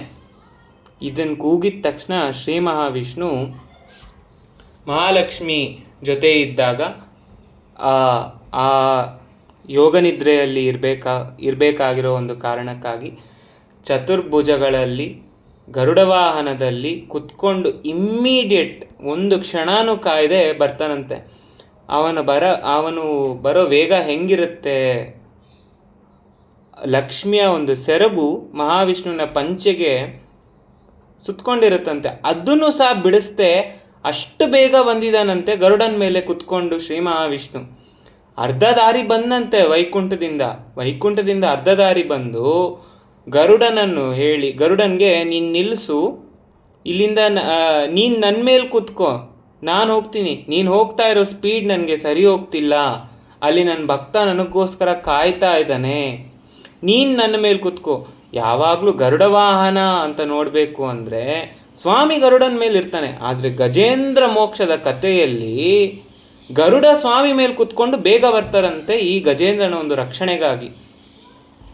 ಅಲ್ಲಿಂದ ಬಂದು ಸ್ವಾಮಿ ಸುದರ್ಶನ ಚಕ್ರದಿಂದ ಈ ಒಂದು ಕ್ರೋಕಡೈಲ್ನ ಒಂದು ಶಿರಶ್ಛೇದನ ಆಗಿ ಆ ಗಜೇಂದ್ರನಿಗೂ ಆ ಕ್ರೋಕೋಡೈಲ್ ಇಬ್ಬರಿಗೂ ಮೋಕ್ಷವನ್ನು ಕೊಡ್ತಾನಂತೆ ಸ್ವಾಮಿ. ಗಜೇಂದ್ರ ಮೋಕ್ಷದ ಕಥೆ ಇದು. ಈ ಮೋಕ್ಷವನ್ನು ನೈಮಿಷಾರಣ್ಯದಲ್ಲಿ ಮೊದಲು ನಡೆದಿದ್ದು, ಭಕ್ತರಿಗಾಗಿ ಸ್ವಾಮಿ ಕಾಂಚೀಪುರಂನಲ್ಲಿ ಮತ್ತೆ ತೋರಿಸಿದ್ದು ಈ ಅಷ್ಟಭುಜಕರ ಪೆರುಮಾಳ್ ಆಸ್ಥಾನದಲ್ಲಿ. ಎರಡನೇ ಆಸ್ಥಾನ ವೇಗವತಿಯಿಂದ ಸೃಷ್ಟಿಯಾದಂಥ ಒಂದು ಆಸ್ಥಾನ, ಸರಸ್ವತಿಯಿಂದ ಸೃಷ್ಟಿಯಾದಂಥ ಒಂದು ಆಸ್ಥಾನ ಈ ಅಷ್ಟಭುಜಕರ ಆಸ್ಥಾನ. ಇವಾಗ ಹೀಗೆ ಆಯಿತು, ಭೂತ ಪ್ರೇತ ಪಿಶಾಚಿಗಳೆಲ್ಲ ಓಡೋದು. ಮತ್ತೆ ಹೋಗ್ತಾ ಇದ್ದೀನಿ ಕತೆಗೆ, ವರದರಾಜ ಸ್ವಾಮಿಯ ಕತೆಗೆ ಹೋಗಬೇಕು ಅಂತ ಆಯಿತು ಅಂದರೆ ಸರಸ್ವತಿ ದೇವಿ ಭೂತ ಪ್ರೇತ ಪಿಶಾಚಿಗಳ ಸಂಹಾರ ಆದಮೇಲೆ ಮತ್ತೆ ಯಾಗ ಮುನ್ನುಡುಗಿತು. ಸರಸ್ವತಿ ದೇವಿ ಒಂದ್ ನಿಮಿಷ, ಅದೇನದ ಆದಿ ಮೂಲವೇ ಅಂತಿಲ್ಲ, ಅದ್ರದ್ದೇನು ಅರ್ಥ? ಆದಿಮೂಲಮೇ ಅಂತ ಗಜೇಂದ್ರ ಕರೀತಾನೆ. ಈ ಸಂಪೂರ್ಣ ಬ್ರಹ್ಮಾಂಡಕ್ಕೆ ಆದಿಮೂಲ ಪುರುಷ ಯಾರಿದ್ದಾನೋ ಅವನು ಬಂದು ನನ್ನ ರಕ್ಷಣೆಯನ್ನು ಮಾಡಲಿ ಅಂತ ಗಜೇಂದ್ರನ ಒಂದು ಬೇಡಿಕೆ. ಸಂಪೂರ್ಣ ಬ್ರಹ್ಮಾಂಡದ ಸೃಷ್ಟಿ ಯಾರು ಮಾಡ್ತಾನೆ ಅಂದರೆ ಶ್ರೀ ಮಹಾವಿಷ್ಣು ಸಂಕಲ್ಪದ ಒಂದು ಮೂಲಕವಾಗಿ ಸಂಪೂರ್ಣ ಬ್ರಹ್ಮಾಂಡದ ಒಂದು ಸೃಷ್ಟಿಯನ್ನು ಮಾಡ್ತಾರೆ. ಶ್ರೀ ಮಹಾವಿಷ್ಣುವಿನ ನಾಭಿ ಕಮಲದಿಂದ ಬ್ರಹ್ಮನ ಒಂದು ಉತ್ಪತ್ತಿ, ಬ್ರಹ್ಮನಿಂದ ಫುಲ್ ಸೃಷ್ಟಿಯ ಒಂದು ಕ್ರಿಯೇಷನ್ ಆಗುತ್ತೆ. ಅದರಿಂದಾಗಿ ಈ ಪೂರ್ತಿ ಒಂದು ಬ್ರಹ್ಮಾಂಡದ ಆದಿ ಮೂಲ ಪುರುಷ ಯಾರು, who is the main cause ಅಂತ ನೋಡಬೇಕು ಅಂದರೆ ಆದಿಮೂಲಂ ಎನ್ನುವ ಒಂದು ಹೆಸರು ಶ್ರೀ ಮಹಾವಿಷ್ಣುವಿಗೆ ಇರುವಂಥ ಒಂದು ಹೆಸರು. ಇದರಿಂದಾಗಿ ಗಜೇಂದ್ರ ಆದಿಮೂಲಮೇ ಅಂತ ಕರೆದಿರುವಂಥ ಕಾರಣಕ್ಕಾಗಿ ಶ್ರೀ ಮಹಾವಿಷ್ಣು ಬರ್ತಾನೆ, ಇನ್ಯಾವ ದೇವತೆಯೂ ಬರೋದಿಲ್ಲ ಗಜೇಂದ್ರನ ರಕ್ಷಣೆಗಾಗಿ. ಇವಾಗ ಶ್ರೀ ಮಹಾವಿಷ್ಣು ಸೃಷ್ಟಿ ಸಂಕಲ್ಪ ಮಾತ್ರದಿಂದ ಮಾಡ್ತಾನೆ. ಅಂತ ನಾವು ಯಾವುದಾದ್ರೂ ಕೆಲಸ ಮಾಡಬೇಕು, ಸುಸ್ತಾಯಿತು ಅಂತ ಒಂದು ಉಸಿರು ಬಿಡ್ತೀವಿ, ಅಂತ ಬಿಡುವ ಒಂದು ಆ ಉಸಿರಿನಿಂದ ಈ ಸಂಪೂರ್ಣ ಜಗತ್ತು ಸೃಷ್ಟಿ ಆಯ್ತಂತೆ ಶ್ರೀ ಮಹಾವಿಷ್ಣುವಿನ ಆ ಒಂದು ಎನ್ನುವ ಒಂದು ಶಬ್ದದಿಂದ. ಅದರಿಂದಾಗಿ ಅವನಿಗೆ ಆದಿಮೂಲಂ ಎನ್ನುವ ಒಂದು ಹೆಸರು. ಅದರಿಂದಾಗಿ ಗಜೇಂದ್ರ ಆ ವರ್ಡನ್ನು ಯೂಸ್ ಮಾಡ್ತಾನೆ. ಕ್ಲಿಯರ್ ಆಯ್ತಾ? ಇವಾಗ ಮತ್ತೆ ಕತೆಗೆ ಹೋಗಬೇಕು. ಸರಸ್ವತಿ ದೇವಿ ಇನ್ನೂ ಕೋಪ ಮಾಡ್ಕೊಂಡಿದ್ದಾಳೆ ಬ್ರಹ್ಮನ ಮೇಲೆ. ಒಂದು bunch of elephants, ಕಾಡಾನೆಗಳನ್ನು ಕಳಿಸ್ತಾಳಂತೆ Saraswati Devi. ಕಾಡಾನೆಗಳನ್ನೆಲ್ಲ ಕಳಿಸಿ ಆ ಯಜ್ಞಯಾಗಾದಿವನ್ನು ಸಂಪೂರ್ಣವಾಗಿ ಧ್ವಂಸ ಮಾಡಿ ಬಾ ಅಂತ ಆ ಕಾಡಾನೆಗಳಿಗೆ ಆದೇಶ ಕೊಡ್ತಾಳಂತೆ. ಆ ಕಾಡಾನೆಗಳೆಲ್ಲ ಬಂದು ಆ ಯಾಗಕ್ಕೆ ಇನ್ನೇನು ಧ್ವಂಸ ಮಾಡಬೇಕು ಅಂತ ನೋಡಬೇಕು ಅಂದರೆ ಮತ್ತೆ ಬ್ರಹ್ಮ ಸ್ವಾಮಿಯಲ್ಲಿ ಪ್ರಾರ್ಥನೆ ಮಾಡ್ತಾನಂತೆ, ಸ್ವಾಮಿ ಮತ್ತೆ ಒಂದು ಯಾಗದ ಒಂದು ರಕ್ಷಣೆ ಮಾಡು ಅಂತ. ಆವಾಗ ಸ್ವಾಮಿ ಬರ್ತಾನಂತೆ, ಸುಂದರ ಯೋಗ ನರಸಿಂಹಸ್ವಾಮಿಯ ರೂಪದಲ್ಲಿ ಬಂದು ಆ ಒಂದು ಗರ್ಜನೆಯನ್ನು ಕೊಡ್ತಾನಂತೆ. ಒಂದು ಸಿಂಹ ಗರ್ಜನೆಯನ್ನು ಕೊಟ್ಟಿದ್ದ ಒಂದು ತಕ್ಷಣ ಆ ಬಂದಂಥ ಎಲ್ಲ ಆನೆಗಳು ಓಡೋಗುತ್ತಂತೆ. ಸುಂದರ ಯೋಗ ನರಸಿಂಹ ಸ್ವಾಮಿ, ಅಮೃತವಲ್ಲಿ ತಾಯಾರ್, ಶ್ರೀ ಮಹಾಲಕ್ಷ್ಮಿಯ ಹೆಸರು ಅಮೃತವಲ್ಲಿ, ಇವರಿಬ್ಬರು ಬಂದು ಈ ಯಾಗಕ್ಕೆ ರಕ್ಷಣೆಯನ್ನು ಕೊಡ್ತಾರಂತೆ. ಈ ಒಂದು ಆಸ್ಥಾನ ಕಾಂಚೀಪುರಂನ 3ನೇ ದಿವ್ಯ ದೇಶವಾಗಿ ಈ ಸುಂದರ ಯೋಗ ನರಸಿಂಹಸ್ವಾಮಿ ಅಮೃತವಲ್ಲಿ ತಾಯಾರ್ ಒಂದು ಆಸ್ಥಾನ. ಈ ಆಸ್ಥಾನ ಬಂದು ಈ ಒಂದು ವರದರಾಜನ ಕ್ಷೇತ್ರಕ್ಕೆ ಕಾರಣ ಆಗುತ್ತಂತೆ. ಇವಾಗ ಮತ್ತೆ ಯಾಗ ಮುನ್ನುಡುಗಿತು. ಸರಸ್ವತಿ ದೇವಿಗೆ ಇನ್ನೂ ಕೋಪ ಬಂತು. ಇವಾಗ ಏನು ಮಾಡಬೇಕು, ಯಾವುದೂ ವರ್ಕೌಟ್ ಆಗ್ತಿಲ್ಲ ಅಂತ ಯೋಚನೆ ಮಾಡ್ತಾಳಂತೆ. ಸರಸ್ವತಿ ದೇವಿ ವೇಗವತಿ ಎನ್ನುವ ನದಿಯ ರೂಪದಲ್ಲಿ ಓಡಿ ಬಂದು ಯಾಗವನ್ನು ಧ್ವಂಸ ಮಾಡಬೇಕು ಅಂತ ನಿಶ್ಚಯ ಮಾಡ್ತಾಳಂತೆ. ಈಗಲೂ ಕಾಂಚೀಪುರಂ ಪಕ್ಕದಲ್ಲಿ ಹರಿಯುವ ಒಂದು ನದಿ ವೇಗವತಿ ನದಿ. ಆ ವೇಗವತಿ ನದಿಯ ರೂಪದಲ್ಲಿ ಬರ್ತಾಳಂತೆ ಸರಸ್ವತಿ ದೇವಿ, ಸಂಪೂರ್ಣ ಯಾಗವನ್ನು ಧ್ವಂಸ ಮಾಡಬೇಕು ಅಂತ. ಸ್ವಾಮಿ ಮತ್ತೆ ಪ್ರಾರ್ಥನೆ ಮಾಡ್ಕೊಳ್ತಾರಂತೆ ಸ್ವಾಮಿ ಹತ್ರ, ಮತ್ತೆ ಯಾಗದ ಒಂದು ರಕ್ಷಣೆ ಮಾಡು ಅಂತ. ಆ ಯಾಗಕ್ಕೆ ರಕ್ಷಣೆಗಾಗಿ ಸ್ವಾಮಿ ಸೊನ್ನವನ್ನಂ ಸೆಯ್ದ ಯಥೋತ್ತಕಾರಿ ಪೆರುಮಾಳ್ ಹಾಗೂ ಕೋಮಲವಲ್ಲಿ ತಾಯಾರ್, ಮಹಾಲಕ್ಷ್ಮಿ ಹೆಸರು ಕೋಮಲವಲ್ಲಿ, ಯಥೋಕ್ತಕಾರಿ ಹಾಗೂ ಕೋಮಲವಲ್ಲಿ ತಾಯಾರ್ ಬಂದು ಆ ನದಿಯ ಮಧ್ಯದಲ್ಲಿ ಕುತ್ಕೊಂಡು ಆ ನದಿ ಬಂದು ಈ ಯಾಗಕ್ಕೆ ಯಾವುದೇ ರೀತಿಯಂಥ ಒಂದು ಹಾನಿಯನ್ನು ಮಾಡದೆ ನಿಲ್ಲಿಸ್ತಾರಂತೆ ಅವರಿಬ್ಬರು. ಇವಾಗ 4ನೇ ಕ್ಷೇತ್ರ ಕಾಂಚೀಪುರಮಲ್ಲಿ ಸೃಷ್ಟಿಯಾದಂಥ ಒಂದು ಕ್ಷೇತ್ರ ಕೋಮಲವಲ್ಲಿ ತಾಯಾರ್ ಸಮೇತ ಯಥೋಕ್ತಕಾರಿ ಪೆರುಮಾಳ್ ಈ ಯಾಗದ ಒಂದು ರಕ್ಷಣೆಯನ್ನು ಮಾಡ್ತಾರಂತೆ. ಮುಂದೆ ಯಾಗ ಸಂಪೂರ್ಣ ಆಯಿತು. 4 ಜನ ಬಂದು ಯಾಗದ ಒಂದು ರಕ್ಷಣೆಯನ್ನು ಕೊಟ್ಟರು. ಯಜ್ಞಫಲ ಏನು ಬಂದಿರ್ಬೋದು? ಬ್ರಹ್ಮ ಏನನ್ನು ಕೋರಿ ಯಾಗವನ್ನು ಮಾಡಿರ್ಬೋದು? ಸ್ವಾಮಿಗೋಸ್ಕರ ಮಾಡಿದಂಥ ಒಂದು ಯಾಗ, ಸ್ವಾಮಿಯನ್ನು ಕೋರಿ ಮಾಡಿರುವಂಥ ಒಂದು ಯಾಗ. ಸ್ವಾಮಿ ಆ ಯಾಗ ಪೂರ್ತಿ ಆದಮೇಲೆ ಚೈತ್ರ ಮಾಸದ ಹಸ್ತ ನಕ್ಷತ್ರದ ದಿನ ಈ ಯಾಗದ ಒಂದು ಪೂರ್ತಿ ಆಯಿತು, ಪೂರ್ಣಾಹುತಿ ಆಯಿತು. ಯಾಗದ ಒಂದು ಪೂರ್ತಿ ಕಾರಣಕ್ಕಾಗಿ ವರದರಾಜ ಸ್ವಾಮಿಯ ಉತ್ಸವ ಮೂರ್ತಿ ಆ ಯಾಗದಿಂದ ಬಂತು. ವರದರಾಜ ಸ್ವಾಮಿಯ ಉತ್ಸವ ಮೂರ್ತಿ ಆ ಯಾಗದಿಂದ ಬಂತು. ಯಾರಾದರೂ ವರದರಾಜ ಸ್ವಾಮಿಯ ಉತ್ಸವ ಮೂರ್ತಿಯನ್ನು ನೋಡಿದ್ದೀರಾ?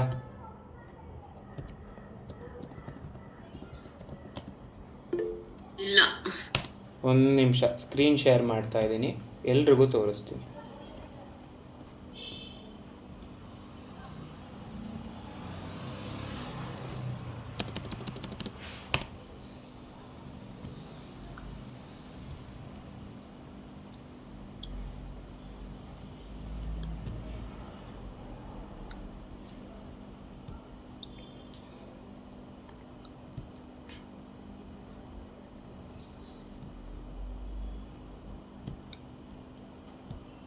ಕಾಣಿಸ್ತಾ ಇದೆಯಾ? ಎಲ್ಲರಿಗೂ ಕಾಣಿಸ್ತಾ ಇದೆಯಾ? ಆ ಯಾಗದ ಒಂದು ರೂಪದಲ್ಲಿ ಈ ವರದರಾಜ ಸ್ವಾಮಿಯ ಮೂರ್ತಿ ಕಂಚಿ ಕ್ಷೇತ್ರಕ್ಕೆ ಬರುತ್ತೆ. ಯಾಗದ ಮೂಲಕ ಬಂದಂಥ ಒಂದು ಕಾರಣ, ಈ ವರದರಾಜ ಸ್ವಾಮಿಯ ಮುಖದಲ್ಲಿ ಯಜ್ಞೆಯ ಒಂದು ಹವಿಸ್ಸು ಕಂಪ್ಲೀಟಾಗಿ, ಇಲ್ಲಿ ನೀವು ಬ್ಲ್ಯಾಕ್ ಕಲರ್ ಡಾಟ್ಸ್ ನೋಡ್ಬೋದು. ನನ್ನ ಸ್ಕ್ರೀನ್ ನೋಡ್ತಾ ಇದ್ದರೆ ನನ್ನದು ಕರ್ಸರ್ ಎಲ್ಲಿ ಮೂವ್ ಆಗ್ತಾ ಇದೆಯೋ ಇದೆಲ್ಲ ಯಜ್ಞದ ಕಾರಣವಾಗಿ ಬಂದಂಥ ಒಂದು ಮುಖಲಕ್ಷಣಗಳು ಸ್ವಾಮಿಗೆ. ಇದೆಲ್ಲ ಬಂದಿದೆ ಎನ್ನುವ ಕಾರಣಕ್ಕಾಗಿ ಈಗಲೂ ನೈವೇದ್ಯದಲ್ಲಿ ಮೆಣಸಿನ್ಕಾಯಿ ಯೂಸ್ ಮಾಡೋದಿಲ್ಲ. ವಿತೌಟ್ ಚಿಲ್ಲಿ ದೇವರಿಗೆ ನೈವೇದ್ಯ. ಈ ಒಂದು ಕಾರಣಕ್ಕಾಗಿ ಈ ಒಂದು ಯಜ್ಞದ ರೂಪವಾಗಿ ಸ್ವಾಮಿ ಬರ್ತಾನೆ ಚೈತ್ರ ಮಾಸದ ಹಸ್ತ ನಕ್ಷತ್ರದಲ್ಲಿ. ಸ್ವಾಮಿ ಯಾವಾಗಲೂ ಮಹಾಲಕ್ಷ್ಮಿ ಜೊತೆನೇ ಬರೋ ಒಂದು ಕಾರಣ, ಪೆರುಂದೇವಿ ತಾಯಾರ ಜೊತೆಗೆ ಸ್ವಾಮಿ ಬರ್ತಾನಂತೆ.